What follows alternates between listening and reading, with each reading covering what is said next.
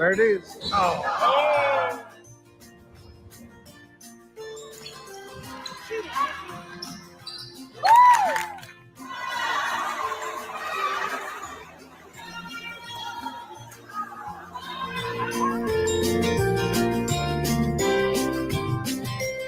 James. James. James calling. Ah.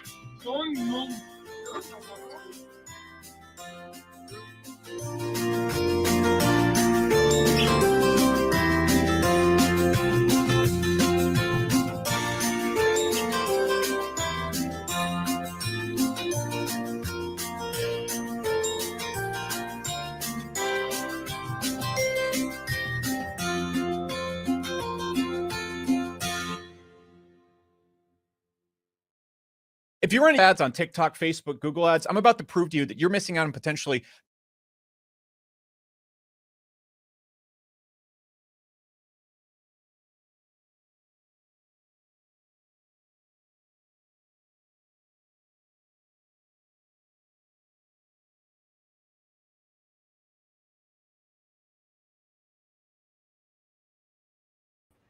Unmute. Hello, everybody. I couldn't share that StreamYard, so had to. Couldn't put it on StreamYard. Hello, everybody. Goodness gracious. I couldn't share that StreamYard, so had to. Couldn't put it on. I don't even Hello, know. everybody. Goodness gracious. I couldn't share that StreamYard, so maybe I can. had to. Oh, here we go. Couldn't put it I found a problem. Off to a bad start. Hey, Sandy, how you doing? Doing dishes. Oh, no. Yeah, I hope I got rid of the echo. Is it gone now?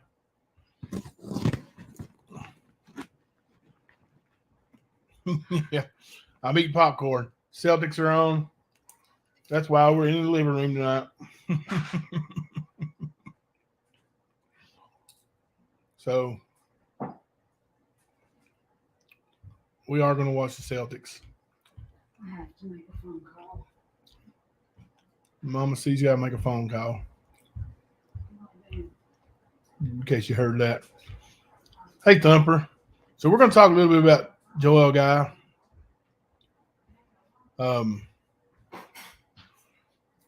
Little preview for tomorrow. We are going to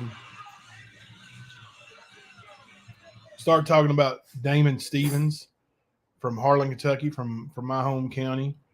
We're going to have one of his neighbors who's actually subscriber to the stand and in most of our chats, Leslie B. And we're going to have a former friend of his who's a friend of mine, a good friend of mine, actually, Clark. And he knew him very well. So Damon Stevens was a very intelligent young man, highly liked, highly likable. And I guess he got into some drugs. And then he had thought that pod people, his parents were pod people, whatever that is. And so he killed them. And it was brutal. So we're going to start on that tomorrow. Tonight we're going to finish up with Joel Guy. This guy is just, it's an unbelievable story. We're going to watch a little bit of testimony in the trial. What are you doing, dog? Hi. And I thought I had it queued up here, but looks like I exited out of it when I had all the echo going.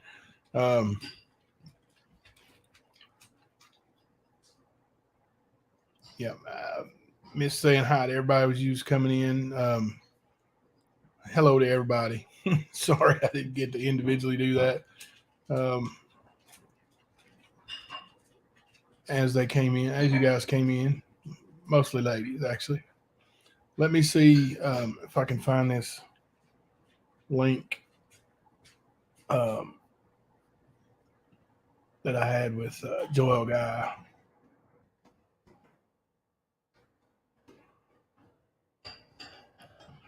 Let me read this.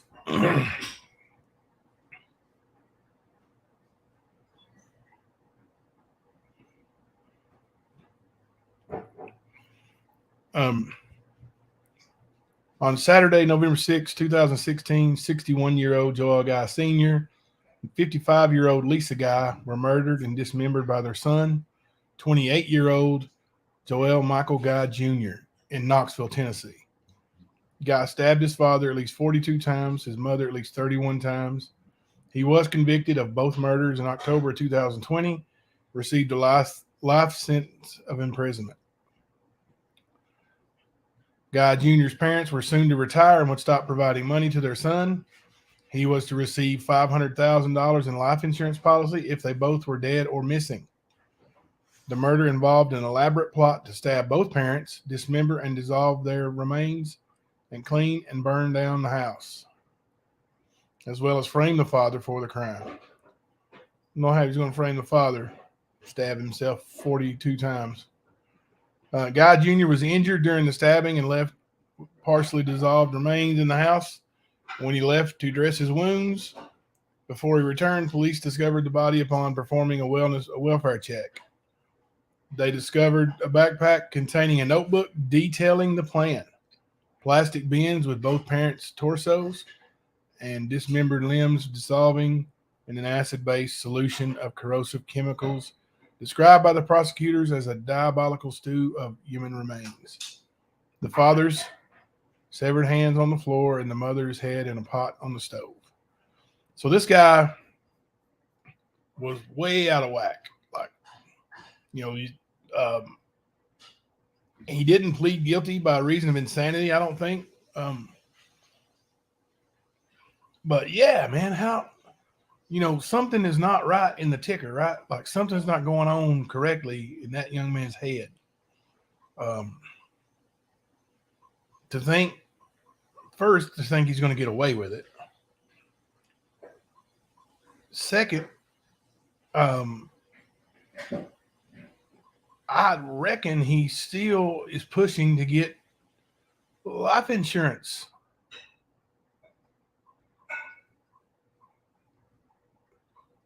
Sandy, it was boiling in this acid-based stuff, corrosive material. It was supposed to dissolve it, get rid of it. But you know, this dude, man, I mean, there is something not going on right in his head. Maybe we can get to the closing arguments here. Let's see.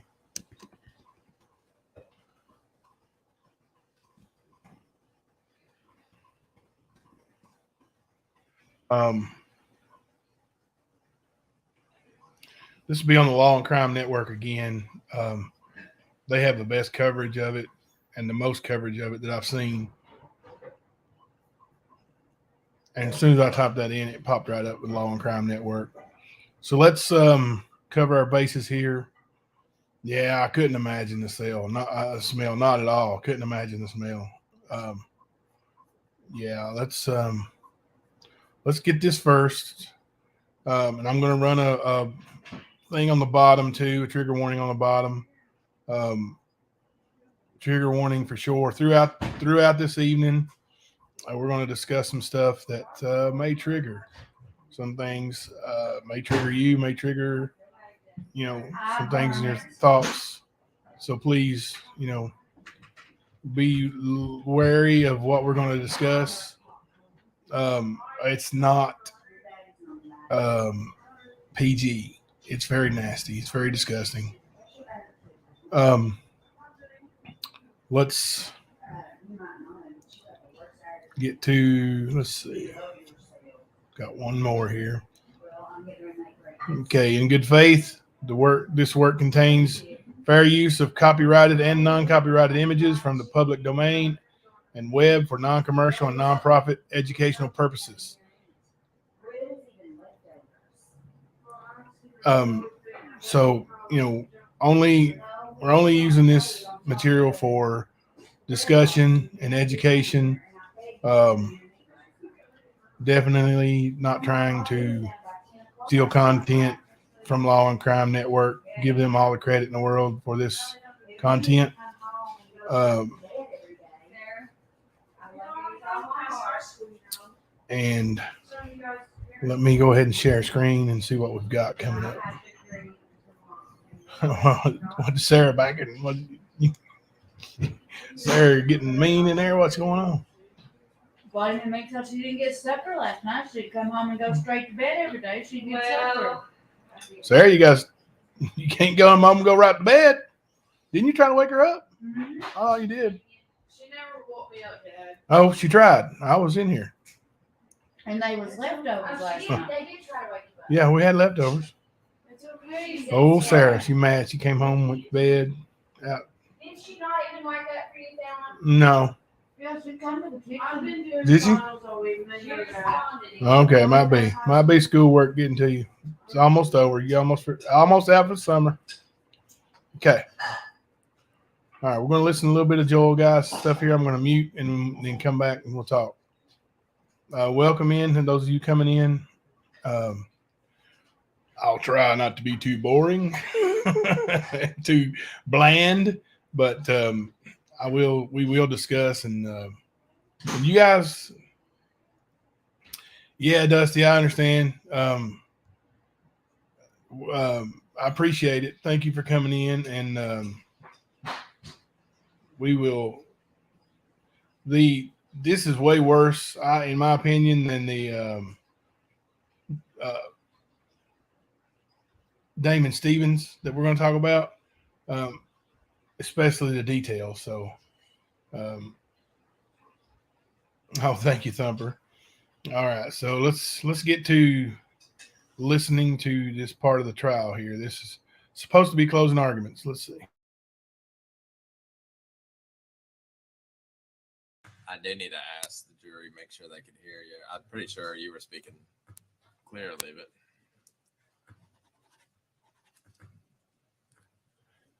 you ready, Christy? All right, welcome back, everyone. I am aware. You guys need me to that, turn on the there's closed some captioning? popping in our speaker system. I'm sure it's coming from the state's table connection.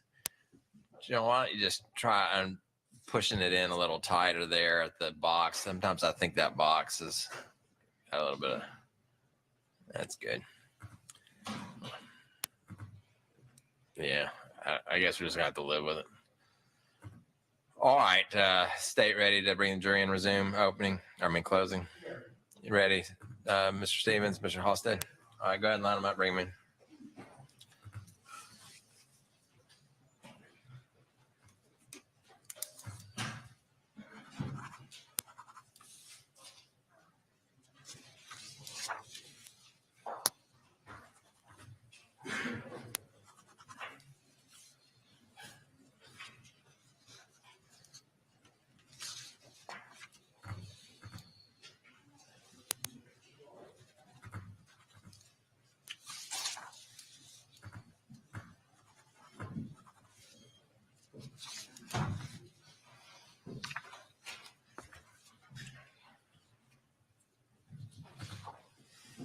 All right, everyone, you may be seated. Is the state ready to call, jury? Defense ready to call? Welcome back, folks. Hope you had a good lunch. We're ready to resume our closing arguments in this case. Just to let you know, I am aware that there is some popping in the speakers. There's a loose connection somewhere. I tried to track it down over lunch, was not able to find that. Hopefully it's not too distracting. If it is, let me know, and we'll try to find another way to present the PowerPoint to you. I do want to ask too, I forgot to ask yesterday, but has everybody been able to hear clearly, Mr. Sanchez, during closing, everything else? Anybody have any difficulty hearing or seeing or listening? All right, very good. All right, Mr. Sanchez, you may resume your closing argument, sir.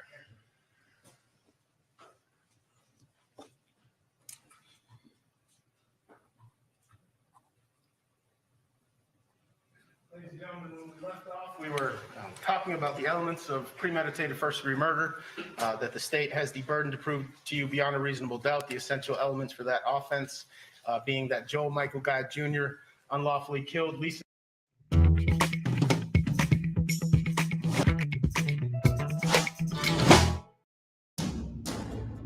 Security teams need to be quicker. They need to be more nimble. Dad burn They need monetized technology channels to with be a their force ads. multiplier. They need to hunt. They need CrowdStrike Falcon XDR. The guy, his mother, and Joel Guy Sr., and that he did so intentionally, and that he did so with premeditation. We talked about the premeditation in the purchase supplies. We talked about the premeditation in the notebook, the book of premeditation. We also went through the entries and we looked at the intentional acts of Joel Guy Jr. with regard to the unlawful killing of his father. And we left here, ladies and gentlemen, with the shirt that Joel Guy Sr. was wearing that was ultimately removed from him with a pair of scissors, cut off, stab wounds present. Again, this is a man who suffered at least 42 stab wounds, ladies and gentlemen. An intentional killing. And next, I want to focus on the intentional killing of Lisa Guy that occurred in the upstairs landing at 11434 Golden View Lane here in Knox County, Tennessee on November the 26th, 2016. We know Joel Guy Jr. had a plan. He had a plan with regard to what order he was going to execute his parents in. He demonstrated that in his book of premeditation. Clean up the mess from him before she gets home. He's looking for a window when his mother will not be present, when he can take care of his dad and wait for her to get home and take care of her.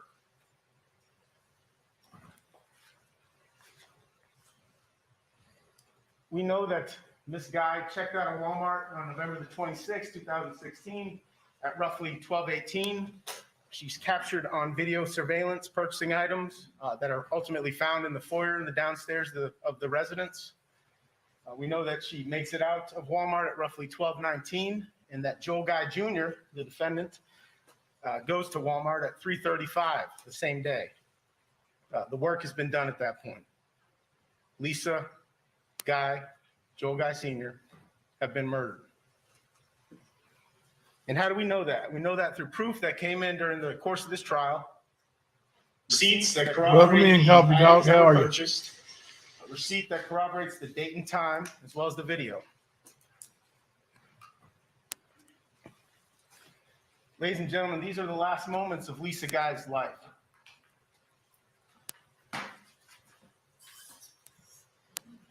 And you are watching her in the same clothing she was murdered. You see that look on his face? That was ultimately cut off her Like body. he's watching the movie, enjoying it.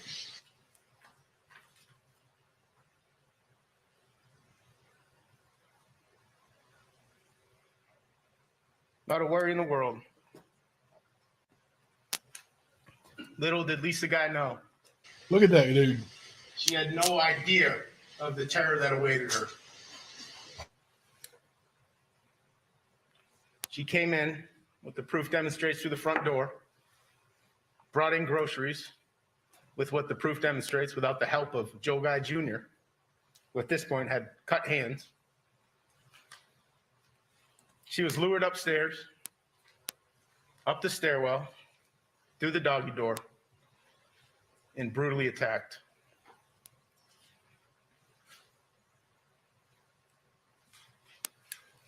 We saw from Investigator McCord and Officer Ballard the blood present on the way up the stairs. And we submit to you that that blood was likely the result of Joel Guy Jr. bringing his mother's decapitated head down the stairwell, ultimately putting it in a stock pot and boiling it for days before it's ultimately discovered. Again, the crime scene diagram demonstrates that Ms. Guy came up the stairs, took a left, went through the doggy door, and was ultimately attacked and murdered in location A. We saw the items, the sewer line cleaner, the empty bottles, ladies and gentlemen, of sewer line cleaner, acid-based solution. Her clothing, underwear were cut off. Her bra was cut off. Her undershirt with numerous stab wounds was cut off. Her sweatshirt that she was wearing moments before was cut off.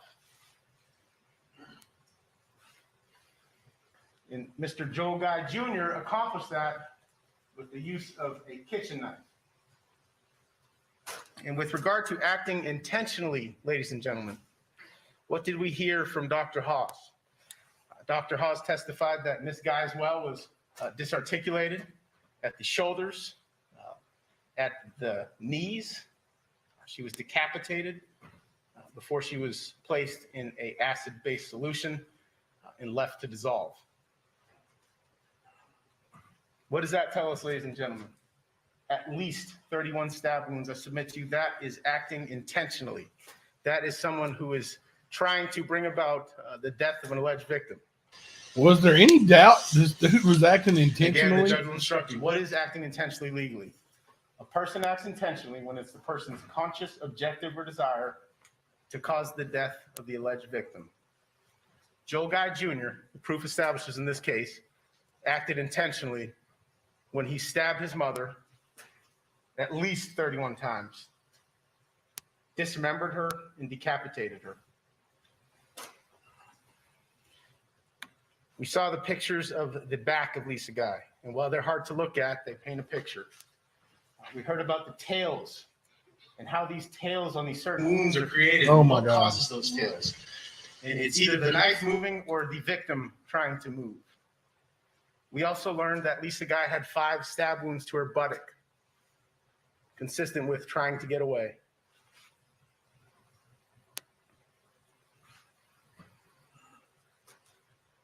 The diagrams Look that at Dr. this Hawes dude. provided us paint a picture. They tell us that not only did Lisa Guy have a tremendous gaping wound on her front, so did Joe Guy Sr. And I submit to you, ladies and gentlemen, that is for one purpose, and that is for this chemical-based solution. Did you catch that? To enter They had a the $500,000 to quicken life the process insurance of policy. dissolving Joe Guy Sr. and Lisa Guy. What else did we learn about the attack with regard to Lisa Guy? She, like Joe Guy Sr., had wounds that were at least 6 inches deep. And again, thinking to acting intentionally, stabbing someone 6 inches deep.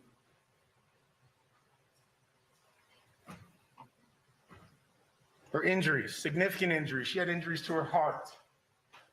She had injuries to her kidney, her spine. She had a hole in her back from an attack. She had injuries to her lungs. And if you look at the wounds on her back, that is not surprising. Dr. Murray Marks testified. You heard from him, and you heard about the injuries to her bones.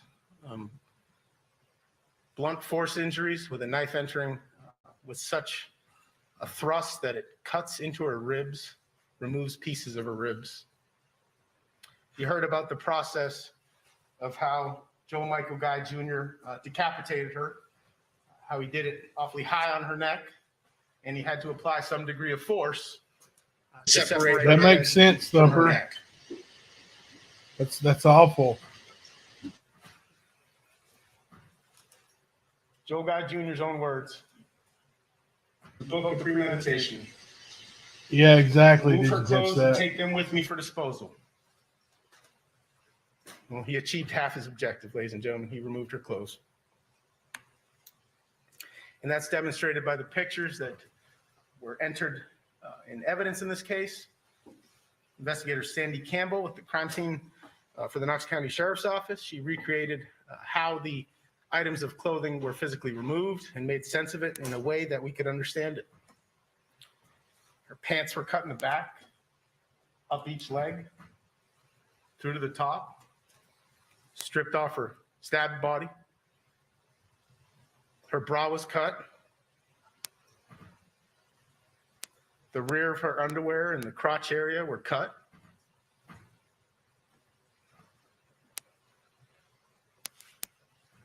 Her undershirt, evident, ladies and gentlemen, was cut. Again, at least 31 stab wounds or incised wounds of the back, right buttock, and left side of the neck. I actually We do heard believe from that Dr. Thumper. Hawes that she was likely attacked from the front and the back, as well as Joel Guy Sr.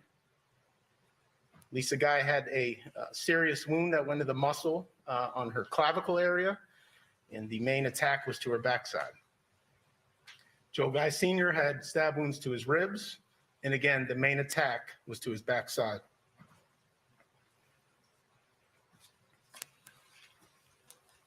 Joel Guy Jr. cut off his mother's sweatshirt, same sweatshirt she was wearing just moments earlier.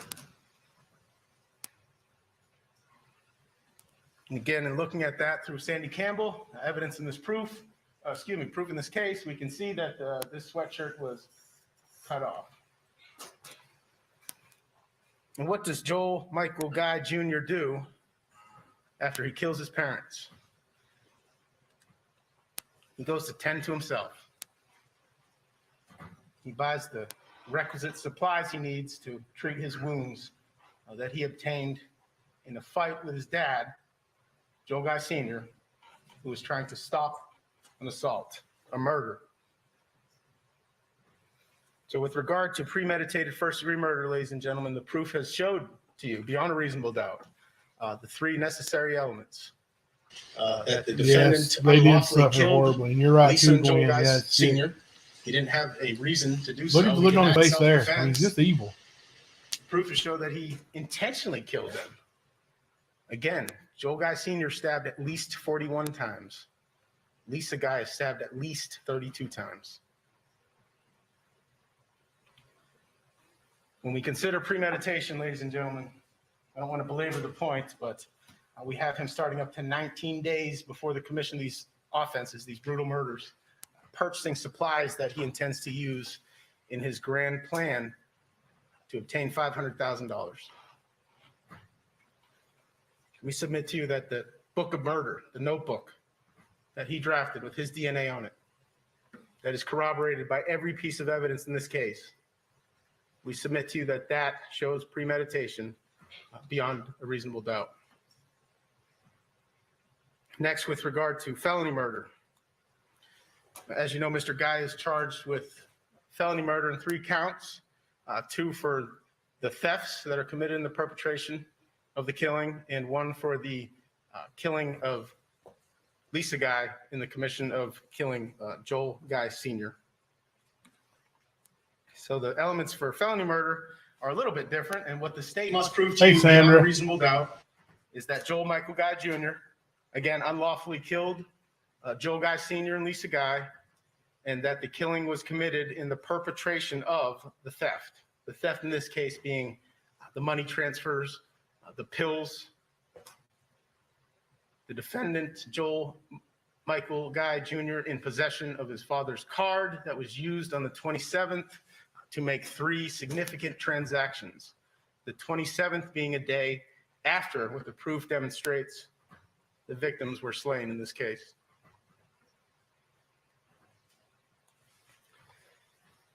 Furthermore, you saw the wallets, ladies and gentlemen. You saw the wallets laying on the dining room table. You saw Joel Guy Sr.'s wallet empty. You saw on the video Lisa Guy shopping. She was in possession of that wallet just moments before she was murdered. You heard proof through Eddie Wassman. I think this person is very similar to a person forensic that examination of electronic devices. went to prison in 2019 from Kentucky as well. Conducting a forensic analysis of the desktop computer that 2020, belonged to actually. Joel Guy Sr. and Lisa Guy, that he came across transfers that were planned or happened on the 27th of November 2016. The first one being at 9:38 a.m. using card, ladies and gentlemen, 5773 for the amount of $1,025. 2 minutes later, same day, 9:40 a.m., same card ending in 5773 was charged $1,589.78. 1 minute later, on the 27th of November 2016, card ending in 5773 was charged $2,051.03, all of which are going to the bursar operations.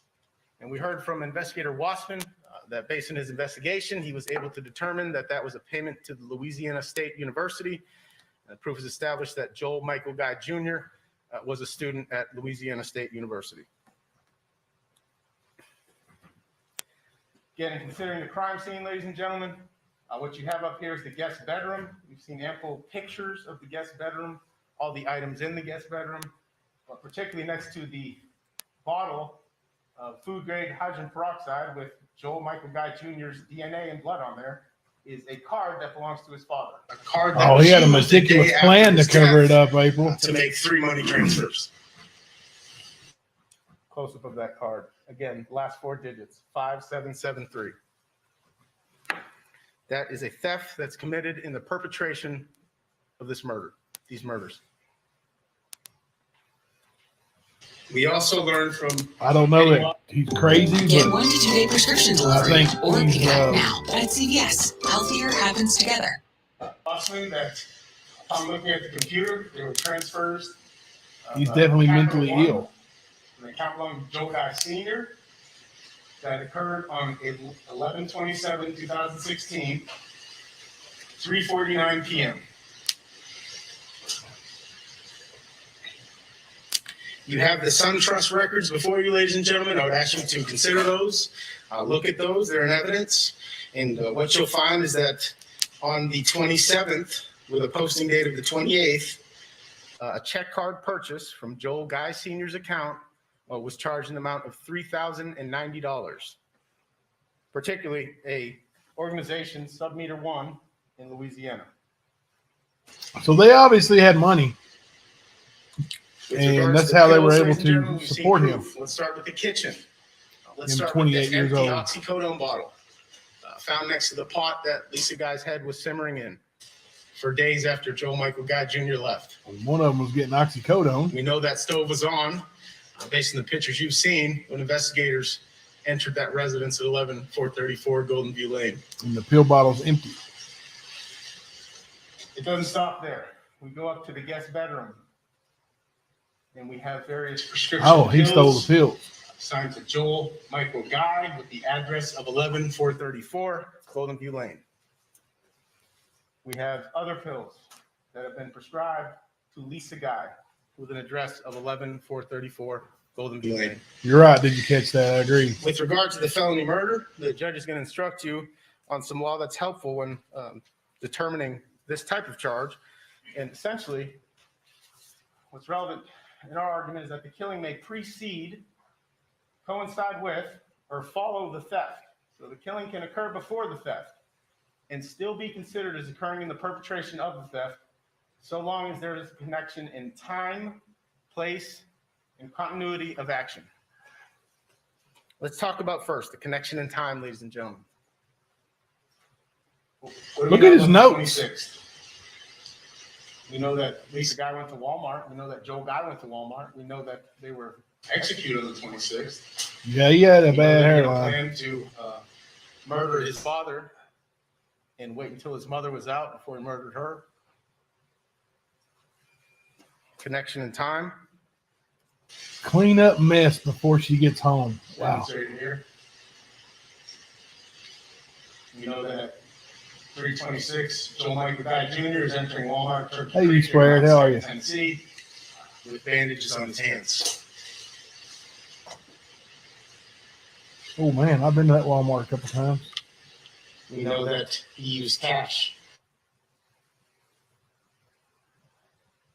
We know that it occurred on 11/26 at 15:35, which translates to 3:35. Connection in place. Ladies and gentlemen, the proof has showed to you and demonstrated that all the offenses Hey, Leslie. charged in this case occurred here in Knox County, Tennessee, specifically at the 11434 Golden View Lane address here in Knoxville. That would be the murders of Joel Guy Sr. and Lisa Guy, as well as the thefts. We know that Joel Guy Jr. didn't leave until the late hours of the 27th into the 28th. That's when he spotted heading back to Louisiana by the use of the license plate reader through Vigilant Solutions.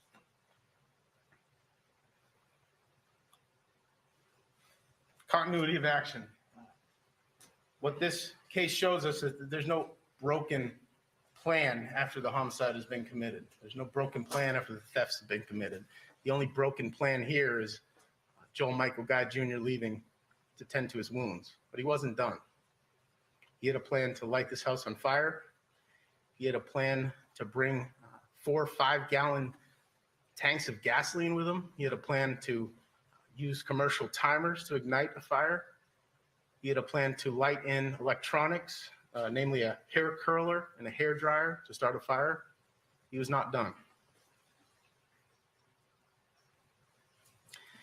There's another count of felony murder that deals with the killing committed during the perpetration of the first-degree premeditated murder of Joel Guy Sr. Essentially, that's dealing with Lisa Guy being the victim in this count, where she is murdered during the commission of Joel Guy Sr.'s premeditated first-degree murder. And again, I don't want to belabor it, but we know that it's in the commission based on Joel Guy Jr.'s Yeah, have you seen the words, Facebook his own page of words. like the crazies of Walmart or His whatever, book, premeditation. or Walmart Again, people or something like over that? Here, the killing may precede, coincide with, or follow the first-degree murder of Joel Guy Sr. and still be considered as occurring in the perpetration of the murder of Joel Guy Sr. so long as there's, again, connection in time, place, and continuity of action. We believe that the proof in this case certainly establishes that, ladies and gentlemen. Next, we have 2 counts dealing with the abuse of a corpse, namely the corpse of Lisa Guy and of Joel Guy Sr. And what we have to prove to you beyond a reasonable doubt is that the defendant, Joel Guy Jr., did physically mistreat a corpse in a manner offensive to the sensibilities of an ordinary person, and that the defendant acted without legal privilege to do so. In other words, he's not a medical examiner, he's not a coroner. He acted without a legal privilege to do so, and we have to establish that he acted knowingly. So what is the proof? He was trying demonstrated to us get with rid of regards to the abuse everything. corpse of Lisa Guy. Oh God, you know what's in that pot, right, guys? Decapitation with thermal changes of head. That's abuse of a corpse, ladies and gentlemen. He didn't have a legal standing to decapitate his mother, Lisa Guy, and to simmer her head for 2 days. That right there is the sickest thing in the whole He didn't trial, have a in my legal opinion. right to dismember or disarticulate Lisa Guy at the head, the shoulders, the knees, one hand. He didn't have a legal right to put Lisa Guy in an acid-based solution and leave her to dissolve. With regard to the abuse of the corpse of Joel Guy Sr., he did not have a legal right to disarticulate his father or dismember his father at the hands, at the arms, at the shoulders, at the hips.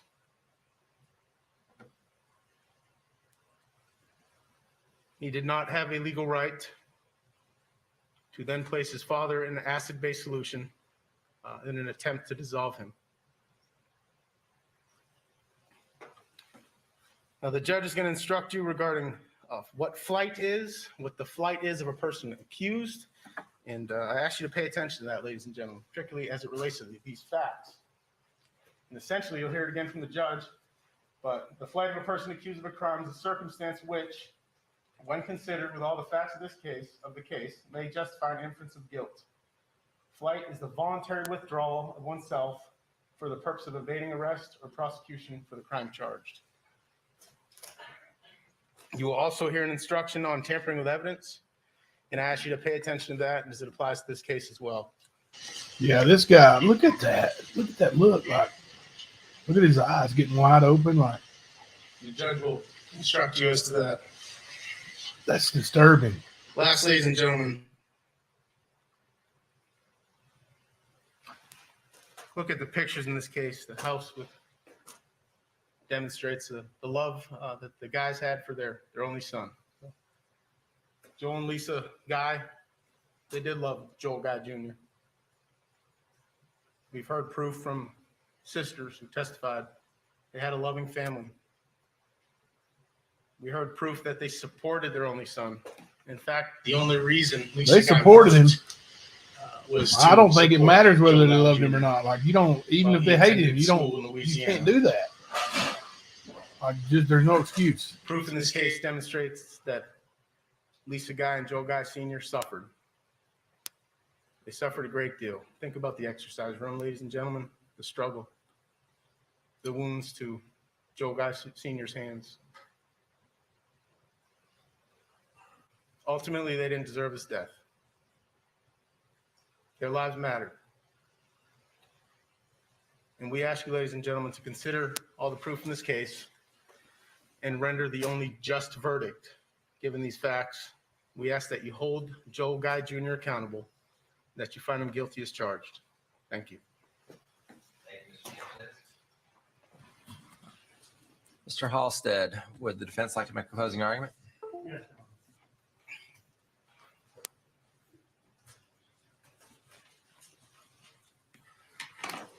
Ladies and gentlemen, I first want to say thank you again for sitting through this. I know it's been difficult, but we're close to the end.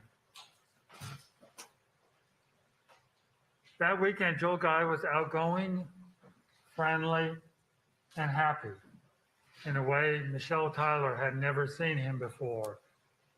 Outgoing, friendly, and happy. That was not a man about to commit a homicide. Outgoing, friendly, and happy. Hey, You saw Lips. it in the picture from How are you? the front porch. Smiling, happy. That's who Joel Guy was that weekend. No, He that not was the guy who was someone about to commit that planning on homicide, murder. you fool. And remember the facts of the case. His father was stabbed at least 41 times, his mother at least 32 times. That is anger. That is rage. That is not happy and outgoing. Is We this heard dude serious? family testimony that they planned to cut him off financially at Christmas.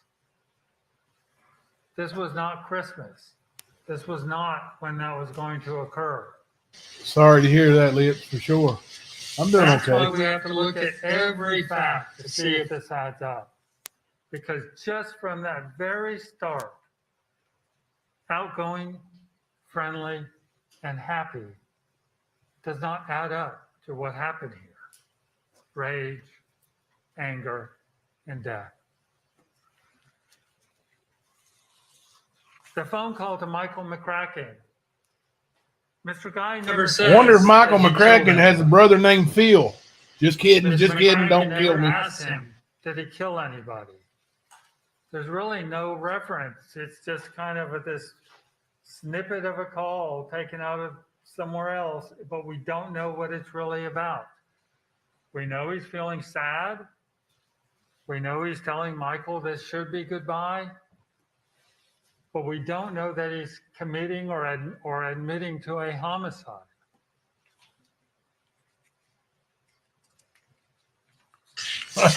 Now, the state tells us to store videos, Ace Hardware. Well, you can see him purchasing the food grade hydrogen peroxide. You can't. You can't tell what that is. You can't tell what any of those containers are from Ace. We don't have a receipt. We don't know what was bought at Ace Hardware.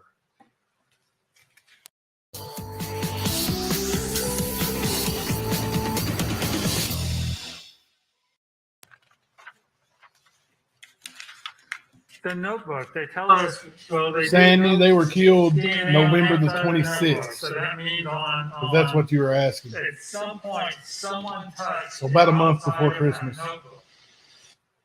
What about DNA on the writing on the inside? When you write, your hand's often in contact with the paper. Touch DNA would be all over that. That's the thing that you want to know, isn't it? Is his DNA on the part where there's a writing? We didn't do that. Page at 5 pages, we could have done that. Hand on the paper when you're writing. They didn't do that. And on the fingerprints, we know that if someone touches something, like I touch this, my print stays there. It stays there until it's removed. It's removed by my hand touching again, or by someone cleaning, or it's not removed. It can stay there. It doesn't go away. You heard what the officer said. Does the heat melt them? Does it dry? No, it can bake them in. So the fact that his fingerprints are at some point on some objects doesn't mean that that's necessarily related to this homicide.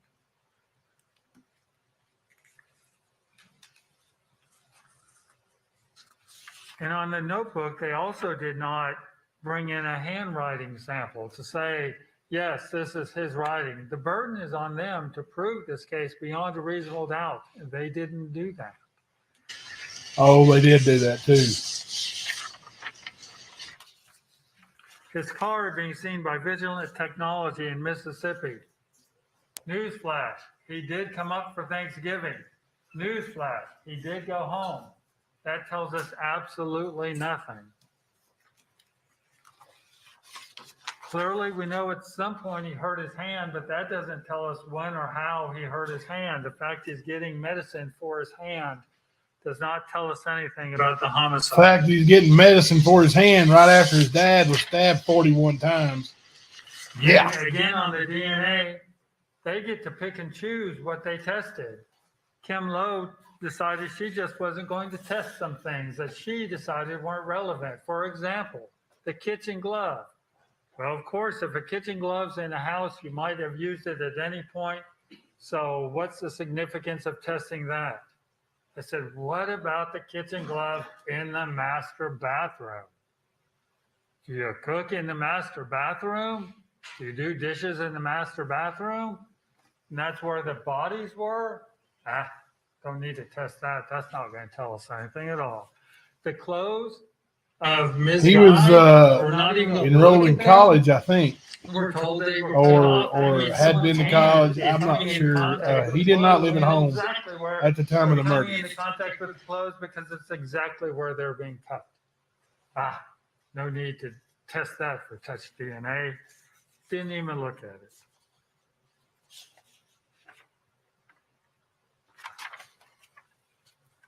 But then 10 days before trial, suddenly they decide they have to test 2 more knives. And suddenly, in a rush, they can get us 2 more knives worth of DNA. They pick and choose. We just don't know if it's all accurate. You notice we didn't have any questions for the medical examiner or the pathologist. We don't deny that this was a terrible, awful thing that happened to the parents. The question is, did Joel Guy do it? Not, was this bad? So we didn't waste your time asking additional questions about that. We saw a ton of pictures. It felt like we saw everything in that house 4 times. I will check and see and try to confirm, Sandy. I think it probably is a public defender. Like, yes, he went back to Louisiana. That was the plan all along. Was Unless his roommate's son going paying to come for up for the lawyer. Thanksgiving, son going back home. That's all we know. We don't know anyone There who's you go. chasing him back to Did you Louisiana. catch that? Got it for me. And where did he go? Where was he arrested? At his apartment. He wasn't fleeing. He wasn't hiding. He went home. We believe Deborah Days is not true said in Joel any Guy's of these mother worked 2 charges. jobs. His mom and dad wanted to retire. We ask that you He was a find lifelong Mr. Guy student, not a loner, and lived with a roommate. Joe. Yes, Your Honor. Thank you. Thank you, ladies and gentlemen. Yeah, Thumper, he did it. You're right. Duh, that's like there's really an overwhelming amount of evidence that I'm not going to go over the notebook with every his handwriting, of evidence that was collected. in this writing case. out his I've detailed been very plans, patient all week, and you've heard. and then carrying it You've heard a out. lot of testimony. Pretty and damning, you, I think. Saw the laborious process that we go through to introduce evidence, and I just want to direct your attention to that locker, and there are a lot of things in there. And Mr. Halstead, really, he kind of has a point that not everything, every tiny piece of each piece of evidence was swabbed and analyzed. And there is a reason for that. you know, and it's called resources. But I want you to keep in mind when you go back there to deliberate about the evidence that you do have. And I particularly want to talk about the notebook because, you know, I think what Agent Lowe told you I was going to that she ask if anybody knows if examined he's the in notebook, like and the took general swabs from the population place or if most he's likely isolated. to leave touch DNA evidence. And that was the surface of the notebook, which is, I don't know if I would call it slick, but it's something that she, as an expert and as somebody who takes samples and knows where to look and how to look for DNA deposits, she picked the most likely place, and she found it. She found the defendant's DNA on the notebook, and you know, circumstantially, ladies and gentlemen, when you consider that that notebook came from a backpack that was found in the room where his sister testified that he was staying on the Thanksgiving holiday, it makes sense that it's the defendant's notebook and the defendant's writing.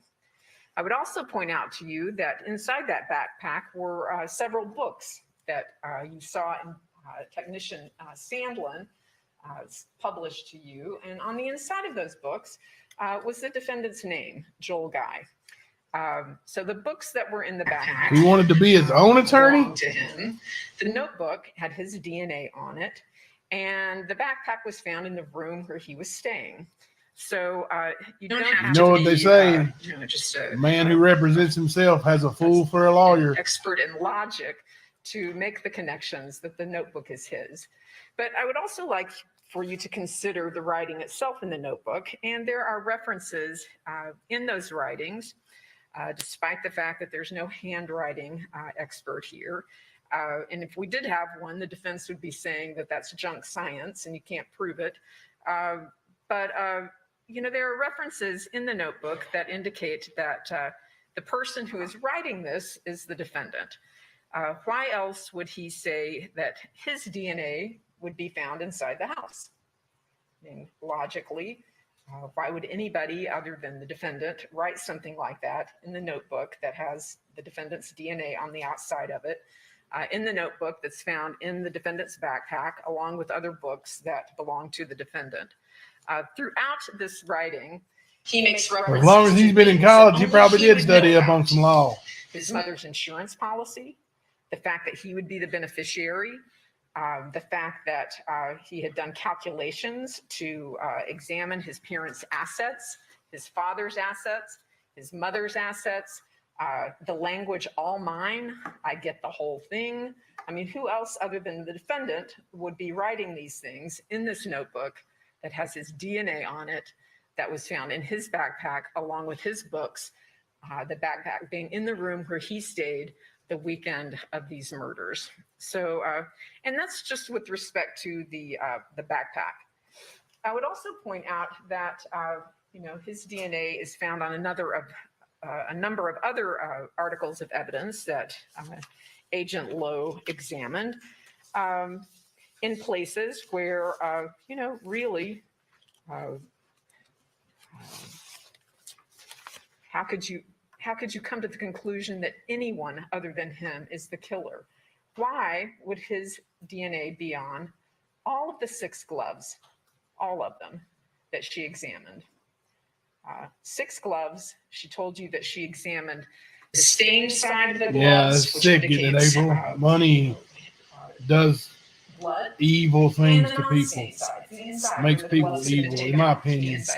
Or bring, I won't say it makes people evil. I'll say it brings out the evil in people. DNA, which indicates that he was wearing gloves and indicates that at some point his mother's blood got on at least one of these gloves. So, you know, why would he be wearing gloves?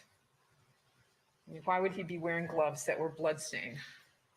Why would he have boxes of gloves in the closet of the room where he was staying that weekend? Why would he have a box of gloves on top of his dresser? Why would there be a discarded glove in the floor of the room? Yes, Thumper, the love of money is the root of all evil. Think about I it. agree. And think about the fact that he noted in his notebook that he needed to wear gloves. But that was something that he considered. Wear gloves and socks, because he's very conscious in his writing that gloves and socks will cover up or prevent the deposit of DNA evidence. Now, the state doesn't know and can't prove beyond a reasonable doubt when he made that notebook. But circumstantial proof shows that it happened before the murders, and that it happened as early as November the 7th of 2016. And you saw the video evidence. I'm not going to replay that, but we know that he went to several business locations, including the Ace Hardware store on November the 7th. And we know that that store was referenced on a note that was found inside the suitcase that was found in the floor of the room where he was staying on this Thanksgiving holiday weekend. Dan Boudreaux's Ace Hardware in Napoleonville, Louisiana. Okay? And we know that he went to a Lowe's in Gonzales, Louisiana, and made a purchase. And you can look at the videos yourself. And we know that he went to an Academy Sports and bought a April, knife. his roommate actually And said that he knife is wasn't the knife fully that was surprised. found on the bathroom counter of the guest bathroom that he used, according to his sister, Michelle Tyler. And we know that his DNA was found on that knife, along with, I believe, the DNA of, I think, his mother. So where else did he go in Louisiana? He went to a Home Depot, and he went to a Walmart. And Did he kill his cellmate? You saw him purchase this tub, okay? And you know from Michelle Denison Tyler's testimony that she saw this tub or these tubs in his car on Thanksgiving weekend. So we know that he brought them up. And I submit to you that it's logical to assume that he had inside those tubs the chemicals that he had purchased in Louisiana. And I want you to think about too, why would he bother to go to different stores in different locations? Why was he careful to purchase these items in areas outside of Baton Rouge? Baton Rouge isn't a huge town, but he could have bought all of these things in one place. These are the actions of somebody who is trying to avoid detection. He's trying not to call attention to himself. He doesn't want to purchase a huge amount of chemical products all at one time because that looks weird. And a clerk might remember that. You might remember if you sell gallons of muriatic acid and food grade hydrogen peroxide and sewer line cleaner to somebody, a young man, that might be something that sticks in your memory. But if you buy one or two things at a time, it's unlikely that a clerk will remember that. And I want you to think about too why he used cash. It's not that common. I mean, I never have cash in my pocket. It's kind of unusual. Yes, and he had the would use same roommate cash for in every about 10 transaction, years, and I they submit were to you that he did that more to than avoid roommates. detection, to make it harder for the police to track his actions, to be able to establish a pattern and a chain of where he went in the days preceding these homicides. Ladies and gentlemen, there is abundant DNA evidence at the scene showing that the defendant is connected to these homicides. It is scary, Abundant. April. It is scary, And it very wasn't scary. necessary for Agent Lowe to test and swab every surface of every piece of evidence that you witnessed us introducing this week. Now, I want you to consider too that maybe you can't see Steven. exactly the things on those videos. That You the changed the defendant was name just to purchasing, American Viking but Media. think about what we did see at his parents' house. There were bags indicating the names of the stores where he had gone. Walmart bags, Home Depot bags and products, Lowe's bags and products. So again, circumstantially, all of this fits together to show that he purchased those products in Oh, and not around my the monkey. area That's where what I he say. It's lived, fascinating and he transported them to the- Knoxville. to learn. And he You did know, so with the purpose as a case, it is of fascinating. getting rid of the I remains of understand his what you mean. parents. And why did he want to do that? It's about money. And that sounds so terrible to think that you could kill your mother and your father for money, but that's really pretty much what it all boils down to. And that is evidenced Wow, also by cool, his cool, writing, Steve. by the notebook. Money, all mine. He had made calculations. He had thought about it. He spent some time. I mean, it's sort of a meticulous account of his intentions. And in a case where somebody is charged with premeditated murder, and I've tried many premeditated homicides, usually you have to put premeditation together circumstantially. And many times I have argued to a jury that you will have to put facts A, B, C, D, and E together to prove this element of premeditation. It's not like you'll have a We'll listen for notebook a couple or an more minutes, then outline we'll or a stop and diary discuss. entry that's going to tell you every time. And how ironic that I finally got a case where I have that. That's exactly what we have. We have basically what amounts to a diary that outlines a plan of intention to kill. And we have a motive, and there it is. So I want you to think about this motive for money in the context of this time. Now, Mr. Halstead is correct. One of the sisters, I believe it was Renee Charles, testified, one of the sisters of Joel Sr., testified that she knew her brother had plans, his intention for the future. He was going to let his son know during the Christmas holiday that he was going to be cut off financially. But the daughters knew ahead of time. And they knew. Oh, yes. Thank you. Did you catch that? As I'd early as be October the interested 28th, to I read believe that. one of them Sure. testified that the parents were considering this, because you don't make the plan to retire on the spur of the moment. This is something that you think about. Believe me, I've been thinking about it quite a lot lately. You think about it days, weeks, sometimes months, sometimes years in advance. And this was a close family. They like to talk, and they discuss these plans. And you just can bet that Lisa Guy, who was Mr. Joel Guy Jr.'s biggest fan, his enabler, his supporter, you know that she told him. She had to tell him in advance what he was in for, what was coming up for him. You know that happened. If they're talking about it with Michelle and Angela and Joel Sr.'s sisters in October and November, you know that the defendant knew about it, and you know that his mother told him. So he knew what was coming. And he's smart.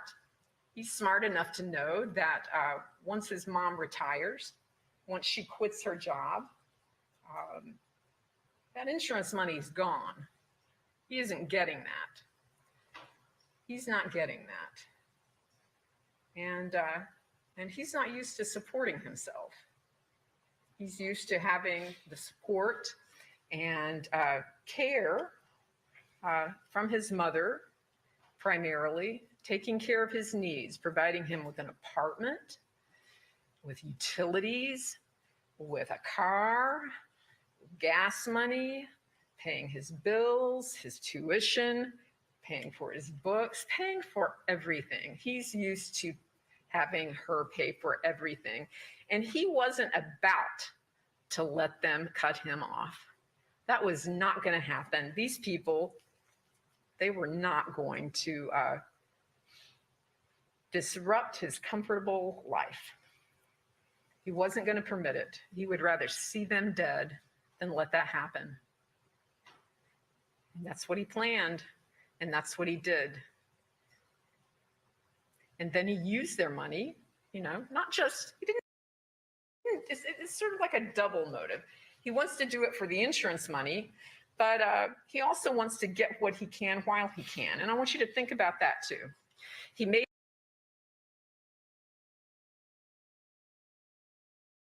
Okay, let's pause here and let's discuss some. Mama C wants to say something. Now, how old was this guy at this age where parents were going to cut him off? 28 years old. Okay, don't we all agree that's a little bit old for parents to still be supporting their son? I think it is. Yeah, it's ridiculous. Now, I think that's a little too much. You know, I mean, I have a son. He is 19. I'm fighting him on the fact that I don't want him to get a job when he goes to college, because I want him to do the first year to see how he does because he has ADHD. He wants a job. He doesn't want to ask me for money. Oh, he was 32. Oh my goodness! Wow, I thought he was 28. Way too old for mommy and daddy to be taking care of you. Yeah. Oh no, Damon Stevens is 28. No, he was 28, I think, when he finally was sentenced. I mixed the cases up. Okay, but anyway, like my son is 19, and my daughter is 17, and she has been begging, to get a job, start working, having her own money. They don't like asking us for money, but I don't want them to work because they can't keep up with their education, especially in high school. But, I've told James he has to wait and see what he does in his first semester first. But just because he has ADHD, please don't think I'm trying to stop my son from working. But I think that's just his first year of college. Yeah. My thing, That's right. what I'm trying to get to on this is mommy shouldn't have been doing that, and daddy shouldn't have been allowing it. Their mama C. Maybe I don't know.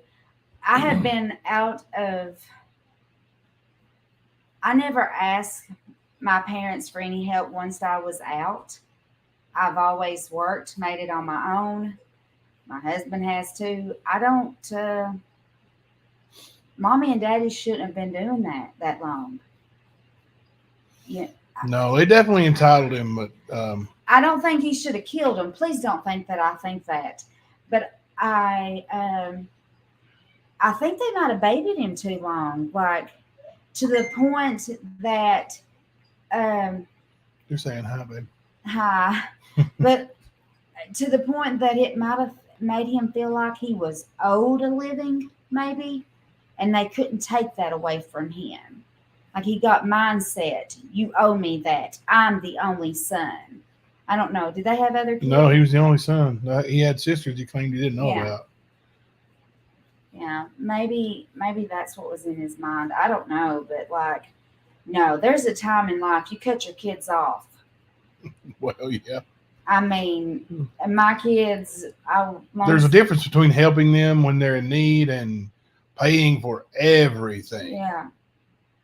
Children are a product of their environment. You're correct, not my monkey. You're absolutely correct. And well, for the most part, some children see their see things and intentionally try to be different than what they, I'm one of them. My dad was an alcoholic and, was abusive and verbally mostly, but I made sure that, that didn't happen here. Yeah. Well, my mom was abusive and that don't happen here either, but I don't know. I think sometimes, all of my kids want to work, but. Oh yeah. I mean, if they're doing fine in school, like, our kids, grades have improved greatly from early on in life. They were severely ADHD and ADD, and Hunter was ODD too. And, of course, don't want to, the reason why we didn't want them working right now is because we just didn't want them to get to where they felt like, should I do my homework? Should I do my schoolwork? So, and, You mean and I've work also, or go do the homework? yeah, homework or go to work. And I've also you know, we also let them work for us around the house, and we pay them $10 an hour when they work for us, and they do sometimes. And they play a lot of sports and school activities. Yeah, and that would interfere with their extracurricular activities at school too, and there's a lot more to it than just, you know, just what Mama C said originally. But Steve, what's going on? I'm reading here, and you had some trolls come in and start bullying you now, or what is up, my brother? What happened? And I guess it's because of the anti-bullying. Thank you, not my monkey. Yeah, I did break the cycle, and that, you know, you're right though. Like for the most part, children are absolutely a product of their environment. What they see is what they do, right? Monkey see, monkey do, right? And I'm not calling kids monkeys. I'm, you know, it's just, that's the old saying, right? But yes. There you go, 616 love. It was awesome. The trolls came in. It was awesome. What happened? I haven't seen many lives lately. Live streams, that is. I went in and sat for a few minutes and watched just a couple of things on some channels, and we've been really busy around here. Hunter and I've got to get up at what? We're going to be in right there 7 in the morning to get started, get our day started. Hey, Jenna, how are you? Thank you. But we're going to, you know, get our day started at 7 a.m. By the end of the day, you know, our basketball games won't be over until around 7 p.m. And then we're going to come home. Takes a couple hours to get here, get ready, and we're going to go live and talk about Damon Stevens. What happened, Coffee Talk? I don't see the comment. Oh, here we go. We have 12 kids. All my adult children are successful and hard workers. We believe in hard work, play hard. There you go. Congratulations. Hey, Katie. Yeah, you guys hit that like button. We do too. We got 12 kids. No, I mean, we believe in them working and going to school. Oh, yeah. Yeah. No, if we had 12 kids, I'd be gone. Be gone? Yeah, I just leave.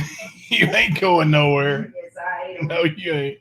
I can't handle. Oh, my goodness. You're lucky I handle these 4. Well, I have my dog laying on its side digging a hole. That's what they do. No, he's not coming here. We got enough doggies here. What kind is it? It's that black pit bull.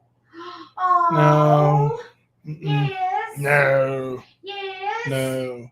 Don't listen to him. He does not rule this house. Facebook me. We'll talk about it. Oh, my goodness.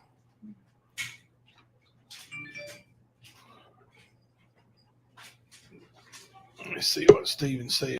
Hey, here we go. We'll just get the man. Y'all welcome, Steve. Hey, what's going on, guys? How's it going? Going good, buddy. How are you? Good, good. So, yeah, we started the anti-bully thing today.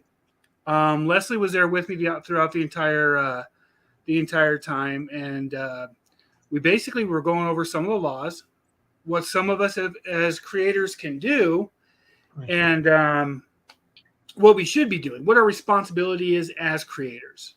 Okay. And first thing I did was admit, hey, I took part of it. I played a role when it came to, you know, some of the harassment and things like that.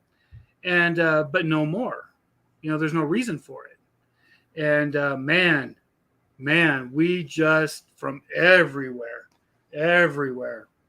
So, but, good times. So did you get big numbers in the chat then? You know, it was like 32 views within just a few seconds. But they were just going back out, coming back in. One of them even duplicated my whole profile. So, I told them, I said, if you're going to be me, at least pick an attractive photo. Don't pick the worst one you can find out there. Get a good one. Right. Send them some glamour shots. Yeah, come on, show some respect. But yeah, it was fun. Leslie tried; she helped as much as she could, but they were coming in real fast. A couple of other creators jumped in; they were dealing with the same thing, so we got some good results from that. But ultimately, I just had to delete the video completely, take it completely off. So, yeah, definitely something we shouldn't be doing. If we're going to do it on our own, make sure we have the mods lined up, make sure we're backed up, because the minute I said cyberbullying, the minute I said, what some of the responsibilities we have as creators are, and the minute I said what our rights were, that's when the crap hit the fan. So yeah. It's like there's a signal that goes out, and these cyber bullies or stalkers or whatever you want to call them, they flock. Right. Well, this guy's going to, say cyber bully. He must be talking about me. So then they come right in and they go right at you and prove that even though you may not have been talking about them, that you were talking about them. Jimbo, we grew up with that same term. What is it? Guilty conscience needs no accuser. Right. So, if y'all ain't got nothing better to do, I mean, I wanted him. You can ask Leslie; she can verify this. I kept telling him, get creative. At least come back to me more creative. Yeah. Say something original. Yeah, it's they don't really have anything to say. That's just it's like a schoolyard bully. Like what do they say? What do they do? Nothing really. Just a heavyset kid is fatty. A guy wearing glasses is four eyes. Skinny kids. Been wearing them my whole life. Yeah, skinny kids toothpick. It's just things that they think, and for children it does, but things they think pierce you and hurt you, whatever it takes, right? Whatever it takes to hurt somebody, that's what they try to do. And right. And it makes them feel good, makes them feel important, maybe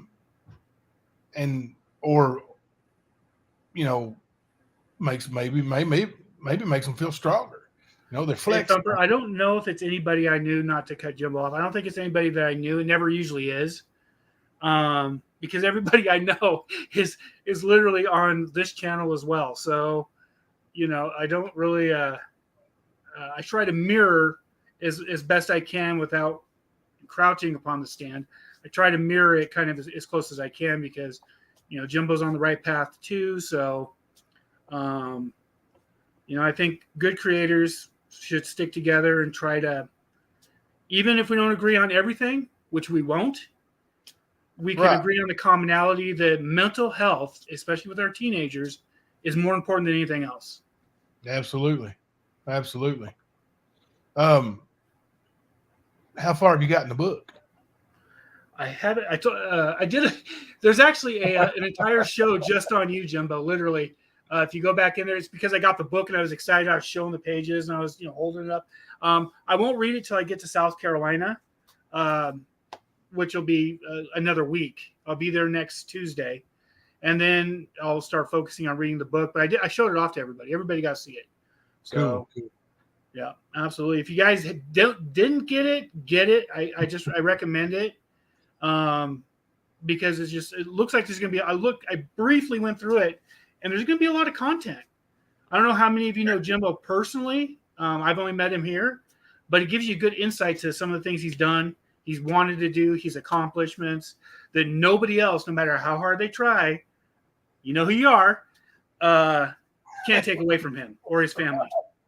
All right. Yeah. Yeah, there's a couple out there that's Yeah, we just sometimes we just let the trash take out themselves. Having said that, I don't want to get Jimbo's channel in trouble. Thanks for letting me on, buddy. I'm gonna go back into chat. all right, buddy. Thank you. All right, guys. See you, Steve. All right, Steve from American Viking Media. Check him out and be sure and subscribe to his channel. It's a good dude, and he's on the right path, I would say, and trying to help people and oppose bullies. Let's see. Why asks, is that the one that are bullying now? Is the other side? They are not Jimbo fans, and you being friends with Jimbo, that might make you a target. Yeah, it's absolutely possible that that people would see that and try to make Steven the target. That's the way that's people. That's the way these cyber bullies work, right? But they're overall they're pretty much ineffective. I made a mistake a few days ago. One of these, I'm just going to say it, morons, posted something that had my picture on it and a bunch of other people's pictures on it, and something about the men of Krama or whatever. And I shouldn't have posted on it. I could go back and delete it, but for me to do that, I would have to see it, and I don't even want to see it. So, I just ignore the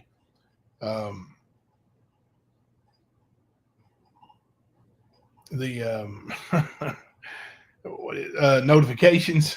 I'm sorry, brain fog getting me. But I ignore the notifications, and what are you talking about? I'm not going there. But I ignore the notifications, and and life has been so much easier and simpler to just ignore. Like, I wish I'd done it, long time ago, and not just on YouTube. Just let people talk.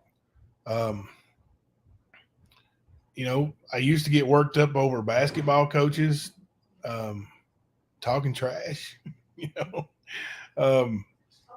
It's like, and I'm really I'm not bragging. I'm just going to tell you the facts. My team.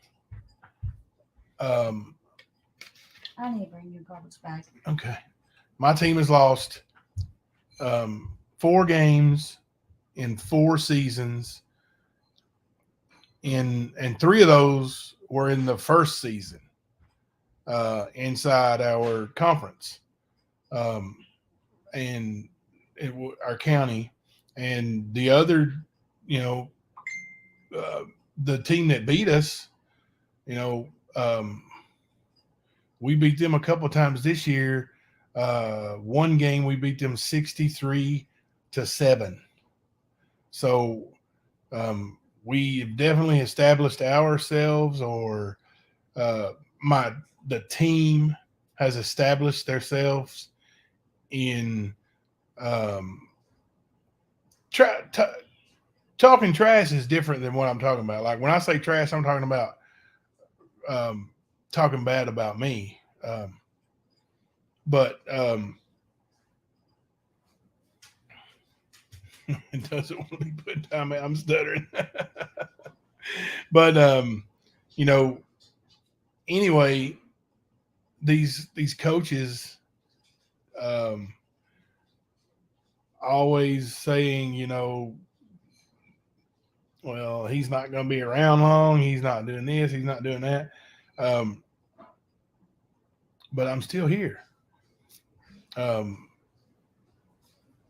I'm still waiting final decision from school board based on emails received a few months ago from somebody from YouTube. I'm not even going to say the name and bring it up again, but let's, the results on the court have been wonderful. My players all move on to the middle school and now into the high school, and they're doing great.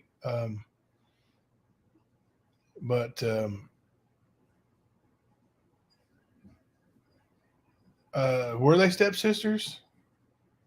It's a good question. Those sisters were stepsisters. Okay. Yeah, well, he acted like he didn't know nothing about them. 616 Love, you are a little bit nutty. A little bit nutty.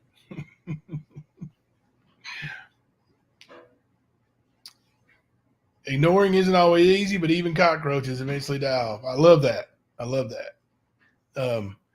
But I've gotten better at ignoring people.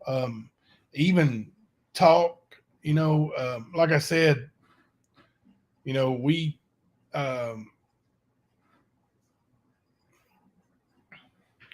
we always line up and shake hands after our games. Win, lose, or draw. We've never refused to shake another team's hand. And it's sportsmanship. And it's taught early, and I see your nuts down there. But people who, negative people, and I'm going to say it, coaches who act that way and say things in front of their players that are negative.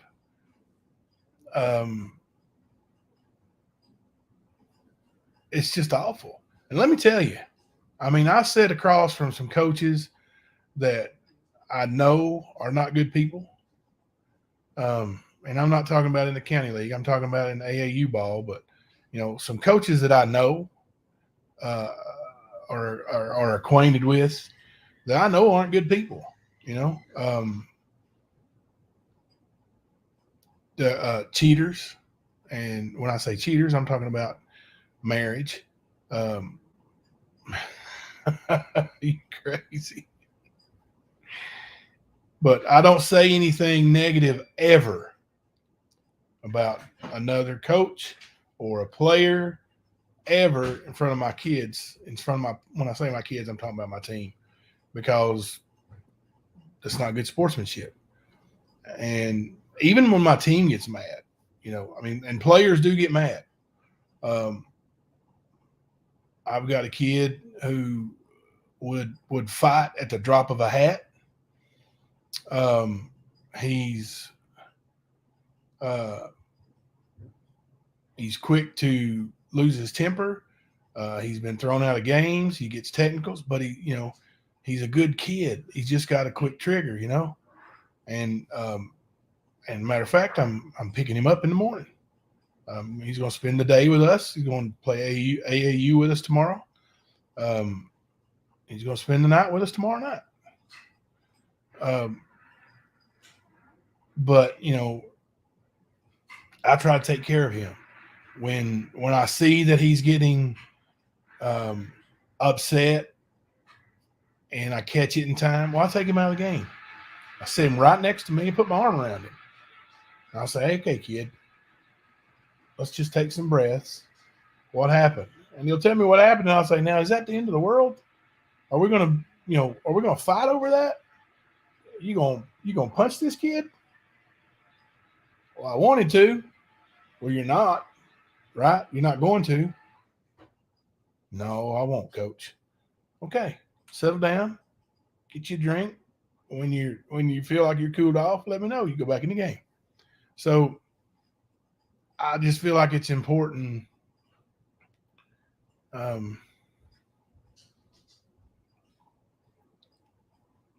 Adults need to put this in these kids early. Because honestly, if a kid with a temper goes unchecked and you never set him down and say, "Hey, we're not going to fight over this. We're not going to." If that's never done, then that kid has the potential to become a what? A bully. Not saying they would, but they have the potential to become a bully. You know, and I don't think,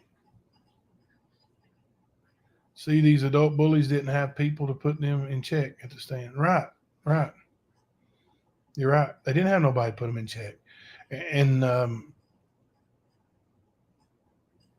you know, that's one reason, you know, it's been a very difficult decision for me.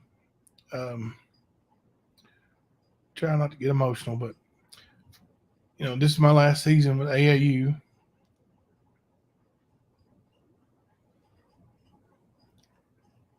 I'm going to coach the school until I can't physically anymore, or until somebody gets me canned. I don't think they would fire me over my performance or our team's performance, but you know, people say things. You're right, Thumper. That's what we don't want. But the Joel Guy case, you guys, if you're interested, read some more about it. It's really intriguing. Like someone said earlier, I don't, not my monkey, I think said, it's fascinating. The case is fascinating. Try to, you know, think what in the world would make a guy do that. Thank you, Thumper.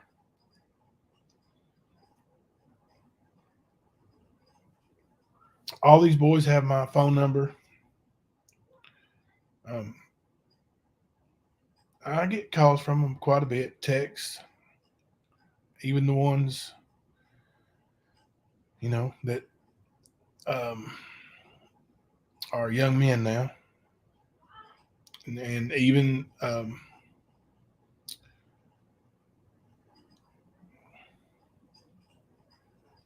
the men I've coached. I'll tell you, there's a man. He played at ETSU in Tennessee. He may not be anymore, but at the time he played for me, he was the all-time leading three-point shooter in the history of that school. Just a amazing basketball player with probably the best looking jump shot or, you know, shot I've ever seen. Like I've had him come in and show my kids, young players, form and shooting. It is very sick, Thumper. Fascinating, intriguing, but really sick. But this young man, when I had that, you know, thing from over, came out of China.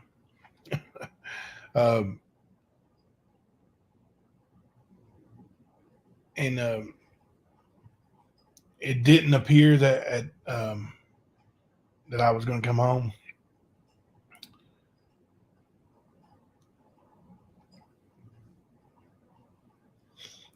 He reached out to me, and it was just so touching.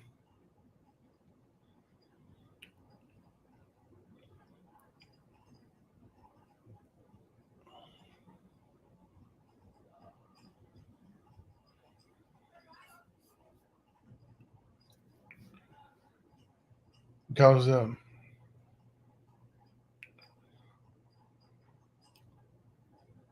he's not a guy that I hung out with or ever, you know, went and had a drink with or dinner with or anything. Just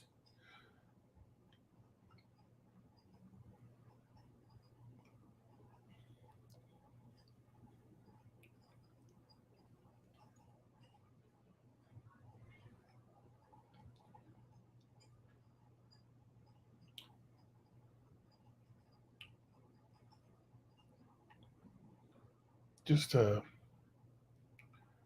terrific young man. Sean Rimbert is his name. Great player. Honestly, I don't know why he never played in the NBA. He's that good.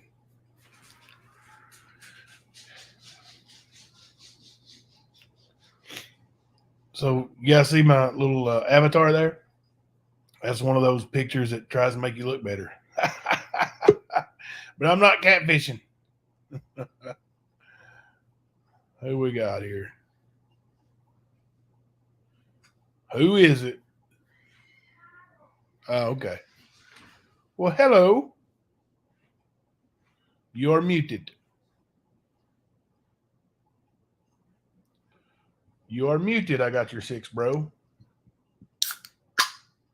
You would have to unmute to speak.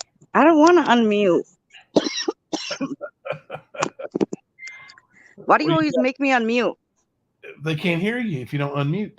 Well, that's too bad. Nobody needs to hear me. They just need to see the cute picture. Oh, it's a cute picture now. Little doggy is a cutie. You guys like the little doggy? Can you see it? That's about to be Baba C's dog if you don't knock it off.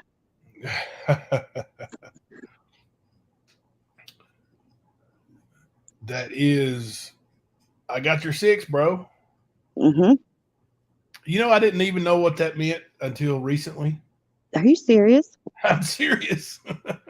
Oh, good God Almighty! That's what happens when you live in the country. I know. I'm just a simple old boy, you know. Oh Lord, you better come to the city. Let me help you out. I always wanted to live in the city, until I did, and then I didn't. I seriously cannot live anywhere that's like longer than 10 minutes to the store. I can't do it. We don't like living in the country. I live, between London and Corbin, and they're, I know it's not like big city like Detroit, Chicago, or New York, nothing like that, but it's still, they're relatively decent sized little communities, and we got a Walmart in each one of them, and that's, oh my God. I don't shop at Walmart. When you're big enough to have a Walmart, you got a big town, right? That's big. Oh my gosh. Put a Walmart in Harlan a few years Somebody ago. help my brother over here, please. But anyways, that's why I always tell you, like with the school situation, just watch. That's why I get after you when you be talking negative, because they look at that. It doesn't matter everything that's done online is brought to light. That's why I always tell you to be cautious of what you're saying. Even your students, sometimes they might come across it. Oh, that was coach. So that's why I was just telling you to be cautious. Exactly, Stephen. It's not official until it's Walmart official. Or is it a fickle or official? It's a fickle. Bet you haven't heard that in a while, have you? Does anybody know what a fickle is? If you don't know, then ask Ernie. You're new to YouTube. He'll tell us what a fickle is. It sounds like a pickle, but Ernie Shaw's pretty good at getting himself in a pickle. So it could be a pickle. I think he recently, not really, but recently, I saw a video where he was saying that, these don't matter to me no more, talking about his certificates and all that. And he said he was talking about that particular, document. And he said, it says a fickle on it. And he said, I didn't do that. And he said, that's the way they gave it to me. And he seemed sincere, and well, that's because people in Kentucky can't spell. It was Tennessee. Thank you. Well, still down there, they can't spell worth it. Mm-hmm. It was Tennessee. Don't you mix us up with them Tennesseans. Sorry. Well, I told you I have family in Kentucky and I don't claim them. Sandy loves to hate Walmart. Listen, I always used to say, like, if if I ever died, that they would bury me at Walmart, so Thelma would come and see me. Oh my God. So she would finally come and visit me at Walmart. Oh my gosh. Sandy, he is right. Like Ernie is doing much better. E squared. I hope You're he's an exception. You're an exception to being able to spell. That's it. Only you. Mm-hmm. E squared is a Kentuckian, not a Tennessee. That official document was from Tennessee. Oh gosh. It was but anyway, in that video, Ernie was saying like he called it a fickle and said he didn't spell it that way. So he finally called it a fickle. But where was I going with that? Shit, I can't remember. Oh my gosh, Glenn, are you serious? What makes it look so bad is, when it came out, people started saying, hey, that's got a fickle on it. It's spelled wrong. It's photoshopped, obviously. That's what they were saying. So Ernie made a video, and I'm sure you can find it, where he says a fickle or optical, and then he reads off the definition. And he's reading the definition of official. Oh my gosh, I remember that. He's like, if you punch something in Google, even if it's spelled wrong, it may give you the definition of the correct spelling. Oh my gosh, I remember that. That's what he was reading, yeah. So that was the worst part of it. Spelled owl wrong. There's a couple. Oh my gosh, I just noted it. See, E squared, you can't spell either. Good Lord. Somebody help her. There's a couple different ways to spell owl. No, sir. Hey, let me brag on one of my kids right quick. Uh-oh. He's being my assistant coach for my AAU team right now. He's an 18-year-old. James? No. Hunter? Well, he's a basketball player. He's not one of my kids, but okay. Anyway, he's 6'11". He signed with the college, and but what I want to brag about is he was named the valedictorian of his class, and he graduates Sunday. So I'm just super proud of him. I mean, super proud of him. I think he got a 30 on his ACT. Just a really smart kid, Hell yeah, player, and a good kid. Him being that size, and I've got several other kids that are going and playing football on D1 scholarships, and they kind of always have looked out for James and Sarah at school. Like, they've never had to deal with a physical bully because of their friends. So let's see, Mama C's here. No, she didn't answer. I'm going to have to move to the office because I'm out of battery. Gonna have to go in here. Where'd you go? I threatened to move to the office and she left me. What about that, guys? I'll show you guys my setup. I love the barrels. TV. We got those barrels a couple years ago. I was like, I want to do the living room with barrels.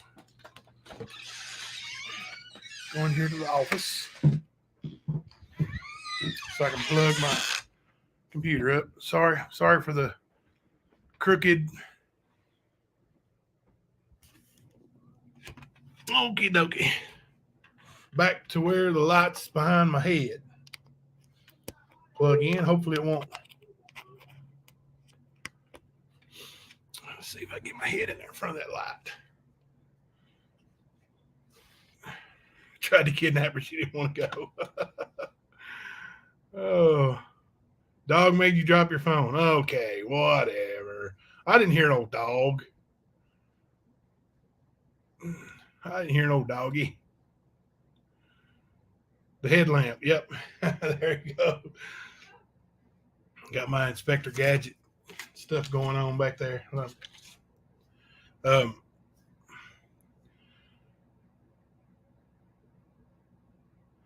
Oh my God, he has also made a video of him photoshopping a picture as evidence. I'll tell you guys now,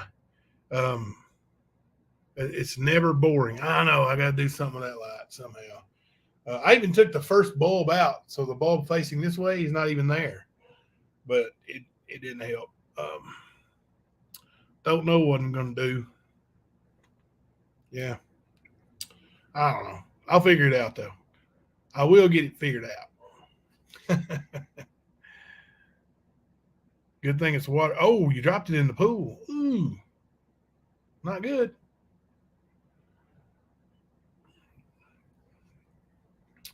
So here we go. Let's do this. I know that's aggravating. There's my web created photo. Makes me look younger. Renaissance. It's gonna... Oh, turn my desk around. Well, it's against the. I could do that, I guess. It's actually that's probably what I need to do, huh? I take a little work. Thank you, Forensic. Oh, how do you pronounce that? Forensic Sci? Yeah, ain't that picture sexy? I wish I really looked like that. That's not me. I mean, that's me, but it's enhanced photo from an app on my phone. And it's a funny thing. Like this other. Let me show you this one. If I can figure out how to do it. May not be able to change it while I'm on here, but yeah, I can. Let me show you this other one. Like I had this one before. Now that's me. That's really me. You know? And it was like 2 years ago, 3 years ago, maybe. But you know, my beard has died, of course. Like you know, I'm a salt and pepper look now. I'm going on 50. Right, Steve? Almost half a century here. But you know, that's actually me. And somebody, one of these trolls came in and we're talking like, why are you catfishing? You know, with that photo. And I'm like, catfishing? I don't want you. I'm married. Talk about my wife all the time. Almost every single live stream she's mentioned or appears in it. Yeah, Silver Fox. But definitely not catfishing. Don't care if you like it or not. You know, I can put the eagle up, the flag up. I'm not looking for love on YouTube. I got my love. I've, you know, been in love with it for 29 years. High school sweetheart. And that's earlier I was going to say, like, you know, I don't know if everybody knows the story, but my wife and I, her mom wouldn't let us date. She was 15. I was 17 when we ran away. Then she turned 16 a month after, well, a couple of weeks after, actually. We ran away. And I turned 18. But we went to Charlotte, North Carolina, you know, big city. I always wanted to live in a big city, right? And I kind of liked it, you know, at first. Didn't go anywhere between 5 and 6:30 because you just can't get anywhere. It's just stupid, the traffic. But, you know, it was 30 years ago. So definitely back to the old country boy scene. We did live in Lexington for probably 7 or 8 years. Because in Harlan, where I'm from, just wasn't much work available.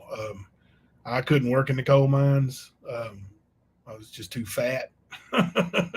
So, yeah, not getting down there in like 30 inches of from floor to ceiling and crawling around under coal. Not for me. Couldn't do it. Yeah, that's what I heard. That's what I heard. I kidnapped her. Kidnapped her, but yeah, I sure am glad I did. Though she made my life complete. She's a yin to my yang, and we haven't always had perfect relationship, but you know, we love each other. I love her. Don't tell her. She knows. I'm just playing. She should know. But yeah, lived in Charlotte, North Carolina, and then Lexington, Kentucky. So Lexington's not a big city, but big enough.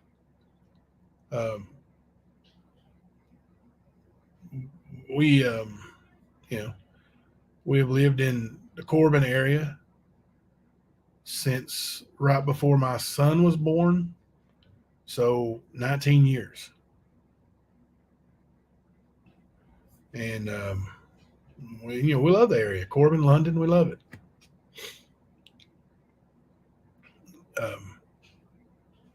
We can get to Lexington in about an hour. We can get to Knoxville in about an hour.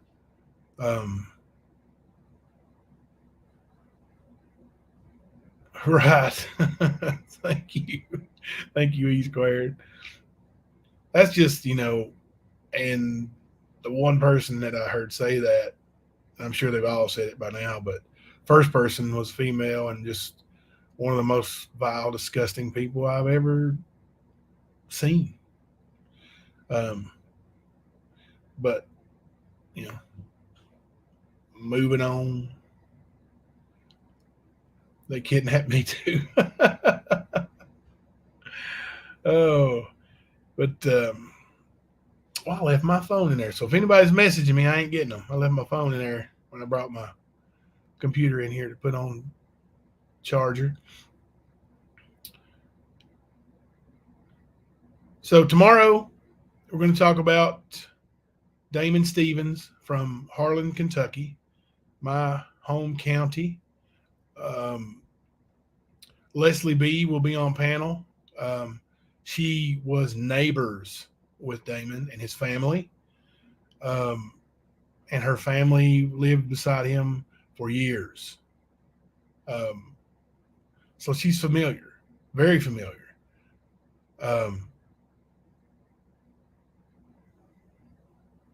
But he's an extraordinary case.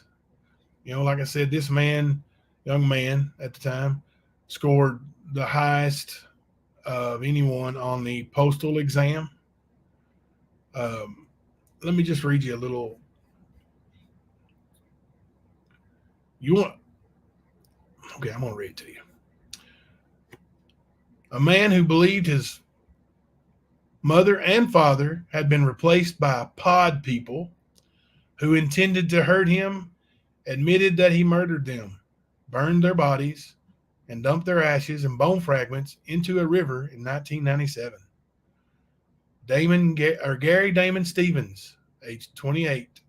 This was when he was convicted, was suffering from paranoid schizophrenia, attorneys said. Stevens was charged with the murders 5 years ago, but was declared incompetent to stand trial. He has been undergoing treatment at the Kentucky Correctional Psychiatric Center since then and was declared competent for trial in February. He pleaded guilty, but insane under a plea agreement. But the judge hearing the case plans to announce his decision November 22nd. Okay, this guy cut up his family after he burned their bones and ashes and whatever's left of them, cut them up and tossed them in the river. This is in Harlan, Kentucky. Same county where Shelby Shell committed his murder. Can anybody guess what Damon Stevens sentence was? I give you 3 guesses. First 2 don't count. 1 guess. Can anybody guess without Googling it? Does anybody know what this man who murdered his mother and father, burned them to ashes, and put their bone fragments in the river? Yes, 20 years. Sound familiar? 20 years. 20 years. I would imagine he's coming up for to be released. 1997. And he was in jail since they arrested him. Probably arrested him in 98, I would say. Let's say 98. He's out already? Oh, wow. I didn't know that. Is he living in Harlan, Leslie?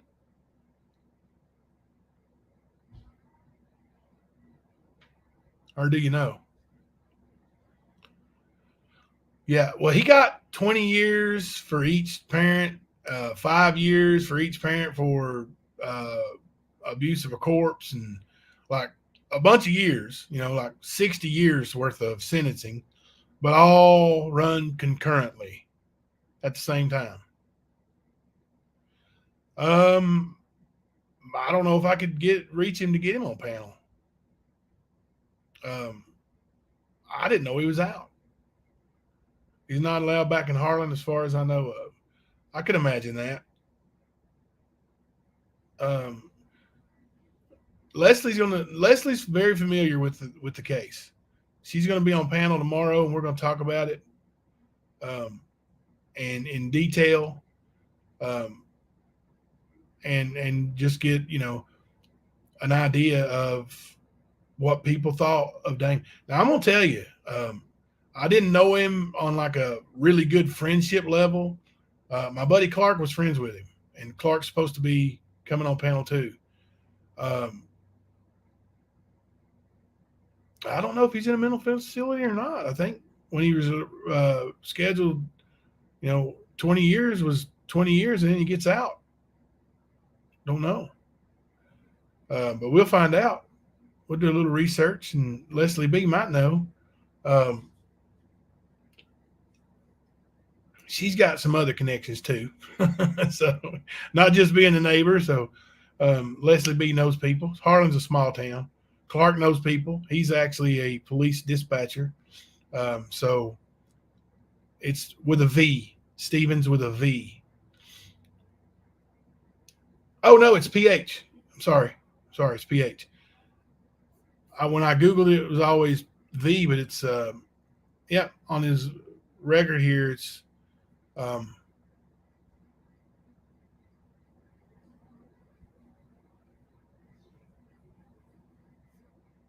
PH. So this is, and he filed an appeal, and I wonder if Joel Guy is going to file an appeal. But we're going to talk about this tomorrow. We're going to start a little later at 10 p.m. because I don't expect to be back in a whole lot of early time. It's Gary Damon, Damon Stevens. Put it in here for you.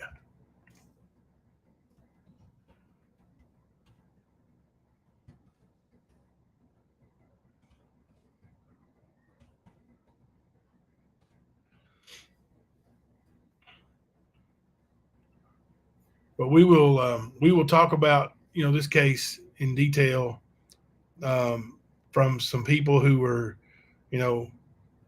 knew the family, knew him.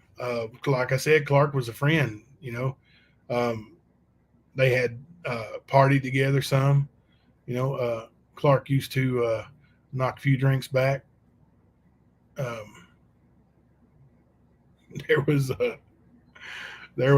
actually a remix of a song from Garth Brooks that was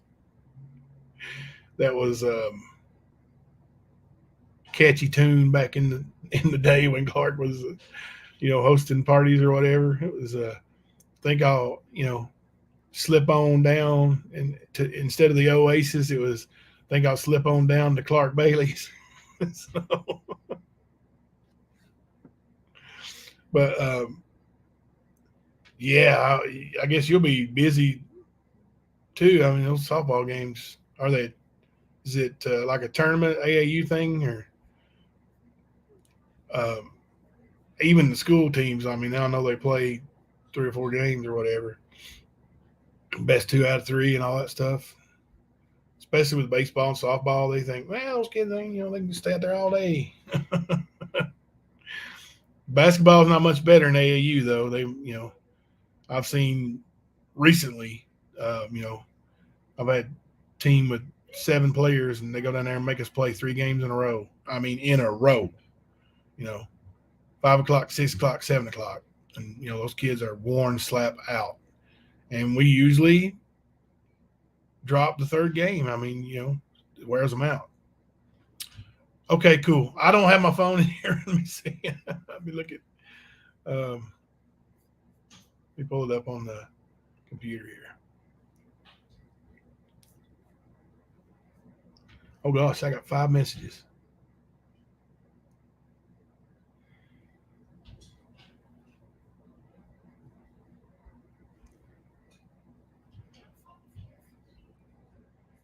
I didn't get it, Leslie.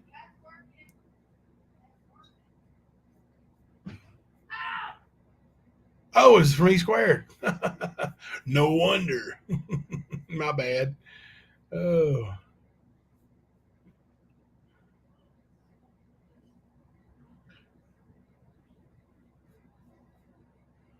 I think so. I believe so.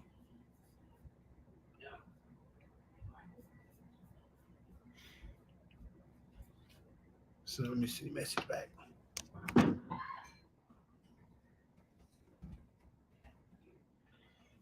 Okay. But it's 10 o'clock now. You like Clark? He's a cool cat. And yeah, Gabby plays 10 and under. They play Mount Sterling tomorrow. Oh, yeah. Mount Sterling, that's up Winchester, right? That's a trip. That is a trip. You'll be driving farther than I am. Quite a bit further than I am. God bless you. Yeah, it was from E Squared. It was from E Squared. Yes, and that's I do believe that's him. So yeah, it's hour and 15 minutes. Oh, I'm thinking from Harlan. Boo, my bad. My fault. See, I'm just one tunnel vision. Just look over me. Oh, thank you guys for hanging out with me tonight, though. And I hope, we did some decent coverage on the Joel Guy Jr. Recap. We didn't cover the trial live, of course, but we recapped it. And if you guys want to see any more of that, let me know, and we'll indefinitely, if anything happens with him, in jail or as far as appeals or anything, we will definitely bring that back to light and bring it here to the stand. Tomorrow we're moving on to Damon Stevens, and we'll have some, witnesses, or not witnesses, panel members who are, familiar with him, not familiar with the case per se, which I'm sure they are too, but familiar with the man. So I bet, yeah, getting to watch those kids play is awesome.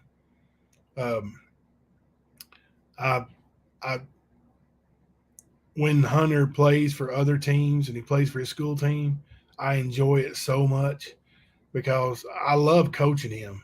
Don't get me wrong. He's one of the best defenders I've ever coached.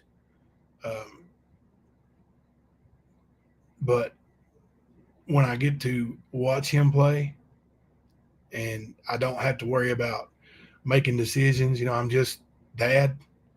Oh my gosh.